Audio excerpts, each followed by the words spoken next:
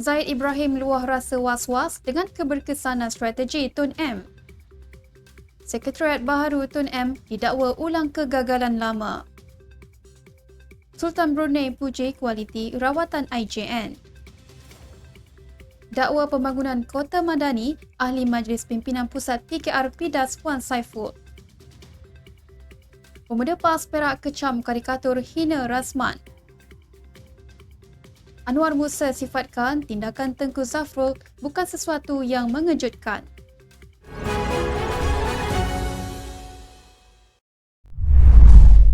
Bismillahirrahmanirrahim. Assalamualaikum dan salam Malaysia Madani. Bersama saya Hasya Jamil dalam Next Step News edisi petang. Jangan lupa ikuti kami di semua platform Next Step Malaysia.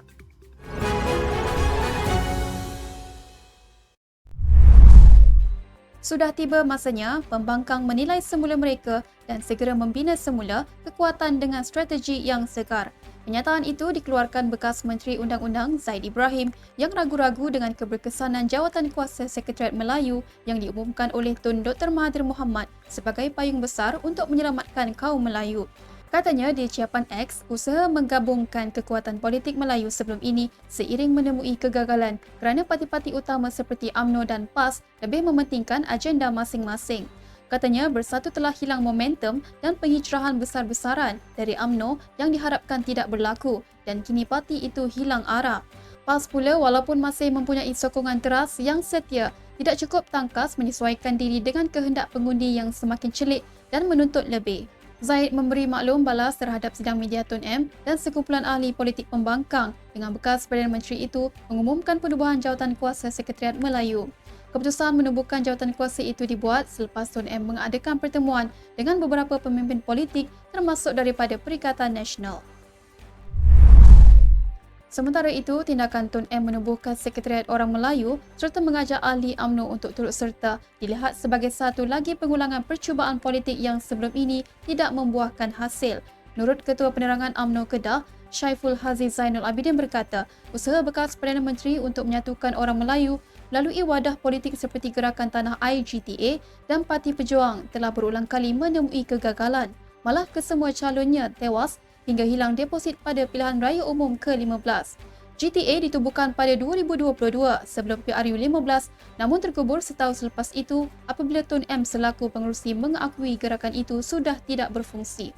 Katanya kekuatan politik Melayu tidak akan dapat dibina atas retorik nostalgia dan percubaan berulang untuk menubuhkan kemah baharu yang longgar tanpa asas perjuangan jelas.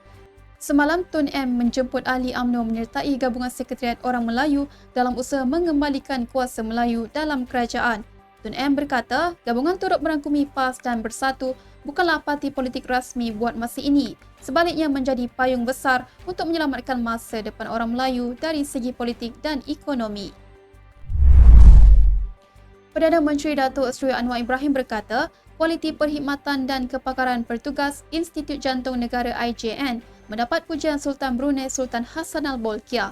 Menurut beliau, Sultan Brunei menyatakan rasa amat puas hati terhadap perkhidmatan serta kepakaran para doktor di IJN sepanjang tempoh baginda menerima rawatan di pusat perubatan berkenaan.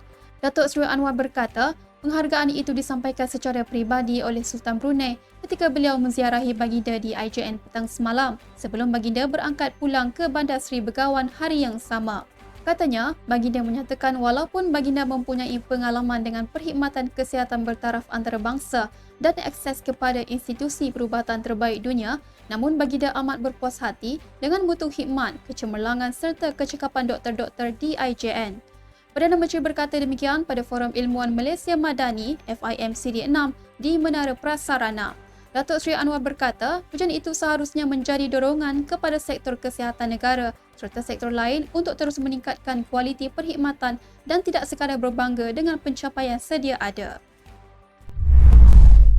Ahli Majlis Pimpinan Pusat, G. Siva Mala, membidas kritikan sinis pembangunan Kota Madani diwujudkan semata-mata mengangkat Perdana Menteri Datuk Seri Anwar Ibrahim. Kenyataan dikeluarkan ahli Parlimen Tasik Gulugur, Wan Saiful Wan Jan, disifatkan sebagai penghinaan terhadap teras dasar pentadbiran diperjuangkan kerajaan.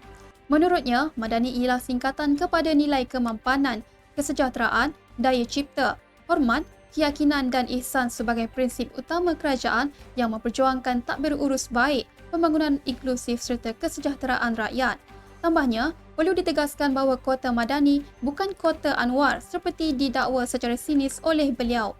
Nama Madani tidak pernah dicipta untuk mengangkat mana-mana individu, tetapi teras dasar pentadbiran negara hari ini. Semalam Wan Saiful menggesa kerajaan menghentikan amalan penggunaan slogan pentadbiran semasa untuk projek pembangunannya yang dikuatiri akan merugikan wang rakyat jika kerajaan bertukar.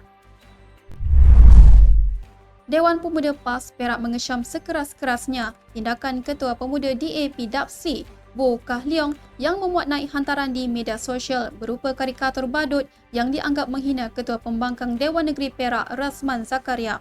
Ketuanya, Muhammad Hafiz Sabri, menyatakan bahawa tindakan tersebut bukan sahaja bersifat biadab, malah mencerminkan kekurangan adab dan ketandusan kematangan politik dalam kalangan kepimpinan muda DAP masa kini.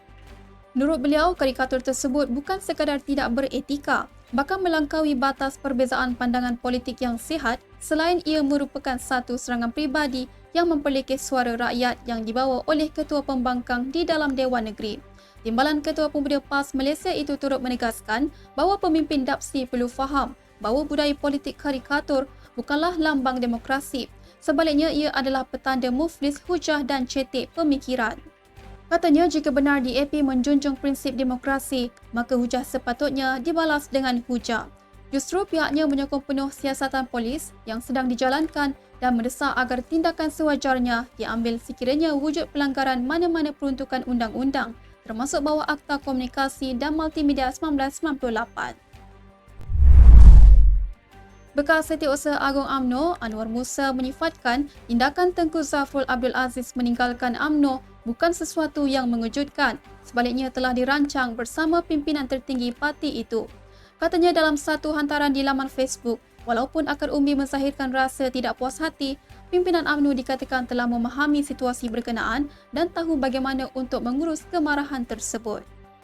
Beliau turut mendakwa UMNO kini tidak lagi bergerak berdasarkan suara hati ahli atau akar umbi, sebaliknya menurut arahan daripada kuasa luar yang mengawal hala tuju parti.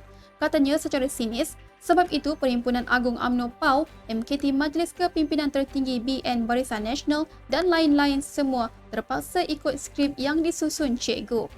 Anwar berkata kenyataan Tengku Zafrul serta isu titah diraja yang dikaitkan dengan addendum turut menunjukkan langkah-langkah politik utama telah disusun dengan rapi dan pelaksanaannya berlaku mengikut skrip tertentu.